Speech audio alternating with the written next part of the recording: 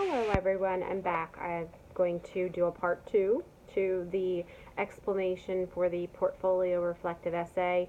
The first video got cut off, so I apologize for that, but I'm going to pick up where I left off, and where I left off is page 4, diversity section, the diversity section that addresses ILA 4.2. So that's where I'll pick up where the other video left off, and I will mark that as such when I post this to Blackboard.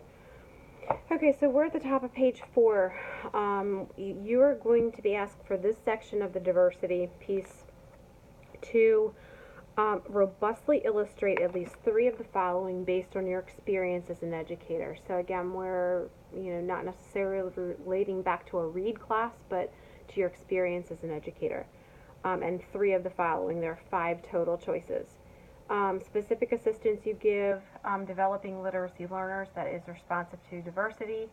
Illustrations of how you coach colleagues to understand relationships between first and second language acquisition and literacy development. Supports you give to other classroom teachers and other educators to provide differentiated instruction and materials that are culturally sensitive and that develop students as agents of their own literacy learning. Number 4, build strong homeschool literacy connections. And 5, provide leadership to educators, parents, students, and school community members toward the valuing of contributions of diverse people and traditions to literacy learning. So you have the choice, you have to illustrate 3 out of those 5, and again, that's based on your personal experience as an educator. The next section of diversity goes on to page 5. Robustly illustrates 2 of the following based on your experience as an educator. How did you advocate for change in societal practices and in institutional structures that are biased or prejudiced? Number 2, collaborate with educators and parents to implement policies and instructional practices that promote equality and that link home and community literacy and school literacy. And 3, demonstrate how opportunities for social justice activism and resiliency can be incorporated into the literacy curriculum. So that first piece, advocating for change in societal practices and institutional structures that are biased or prejudiced. So was there a situation perhaps that you advocated for some change in practices at your school that you felt were necessarily biased? Maybe you had an experience where you pushed for certain resources to be available that would help broaden the horizons of your students or something like that. The collaboration piece, I feel, is pretty self-explanatory. Collaborating with educators and parents to implement policies and practices that promote equity and that link that home and school, make the home community connection stronger. And then describe how opportunities for social justice activism and resiliency can be incorporated into the curriculum. So I'm thinking, are there materials that you found that you think could particularly address that issue? Maybe materials that you've shared with your team, with your school, or whatever the case may be.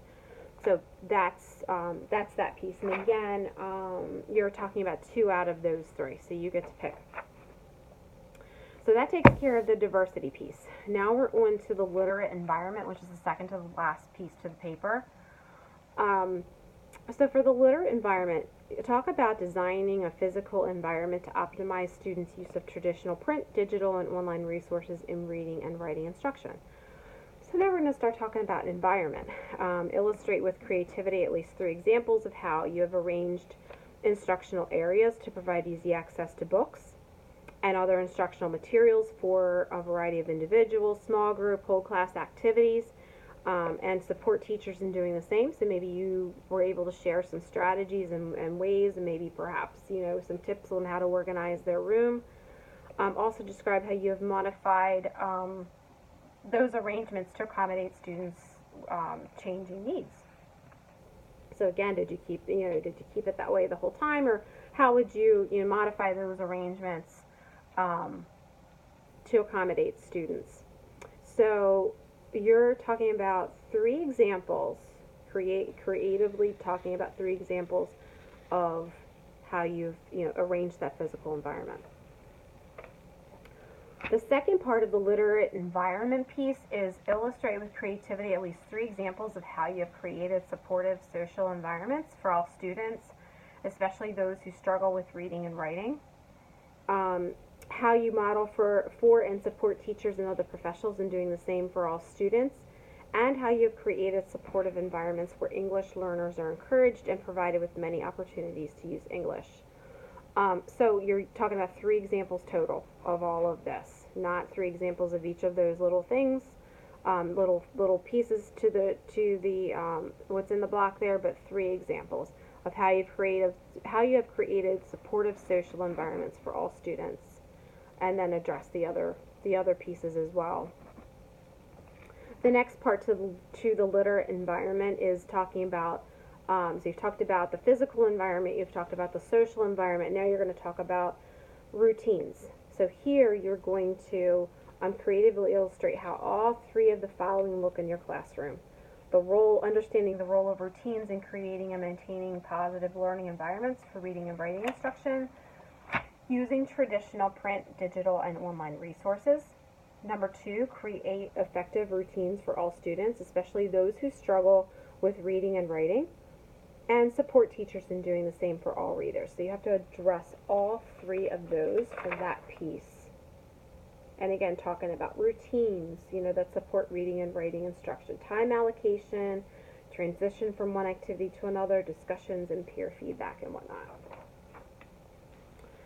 The final piece to the literate environment section is illustrating in detail 3 examples of how you use evidence-based grouping practices to meet the needs of all students, especially those who struggle with reading and writing, and support teachers in doing the same. So there's that piece where, how have you supported others? How are you starting to take on that leadership role? Okay. So the following piece, or the final piece, is professional learning and leadership, providing or demonstrating foundational knowledge of adult learning theories and related research about organizational change, professional development, and school culture. So this is the final leg of this lengthy essay. You are going to first provide robust examples of both of the following: your use of literature and research, findings about adult learning, organizational change, professional development, and school culture in working with teachers and other professionals, and your use of research and knowledge of students and teachers to build effective professional development programs. So here you're going to be able to talk to us about, about adult learning theories, talking about how you are, how you've related that to organizational change, perhaps professional development in your school. So now here you might think back to your professional development course. So maybe there was something that that could help you put the first part of this section together. The second block, creatively or with strong insight, reflect on at least 3 of the instances in which you have, and there are 5 pieces here, in which you have articulated the research base related to the connections among teacher dispositions, student learning, and the involvement of parents, guardians, and the community. Number 2, promoted the value of reading and writing in and out of school by modeling a positive attitude toward reading and writing with students, colleagues, administrators, and parents and guardians. 3, joined and participated in professional literacy organizations, symposia, conferences, and workshops. Number 4, demonstrated effective interpersonal communication and leadership skills. And 5, demonstrated effective use of technology for improving student learning. So you have to reflect on 3 of those instances and talk about those. So again, maybe it's something that you did in your professional development course with the READ program, or something that you've just done in your school.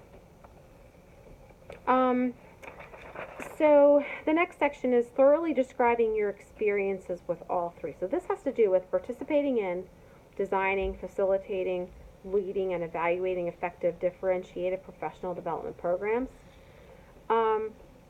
So you're going to talk about all 3 of these instances: collaborating in, leading, and evaluating professional development activities for individuals and groups of teachers, Number 2, demonstrate the ability to hold effective conversations, like planning, and effective reflective problem solving with individuals and teachers and groups of teachers working collaboratively with teachers and administrators.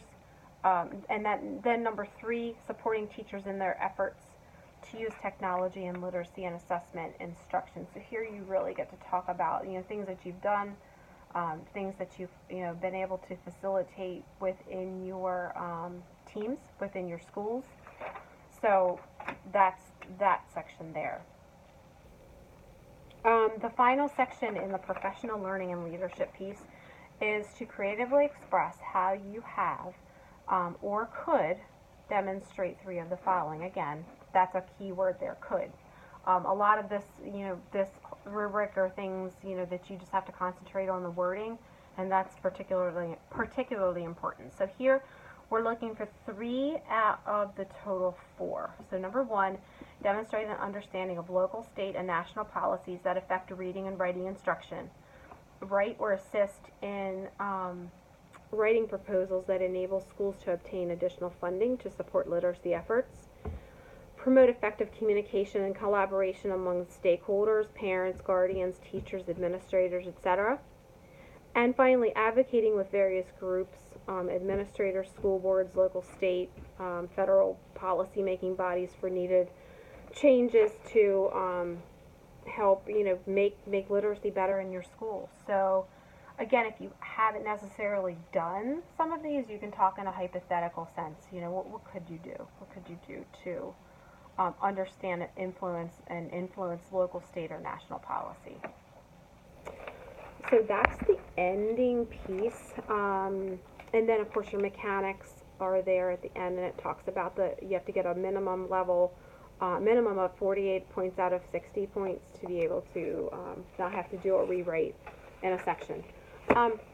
So all of this being said, that's a long rubric, and we would certainly have had a nice long discussion had we have been together in class, face to face. But what I want you to understand with this rubric is that use the keywords, use the wording to keep you on track. It will keep me on track. Go in exact order. Use the keywords as sentence starters. Use these, and you'll see in the examples that I post for you that the people that were successful with this essay, they didn't stray at all from the rubric. They stuck to it. They used the key wording. They didn't try to write a book about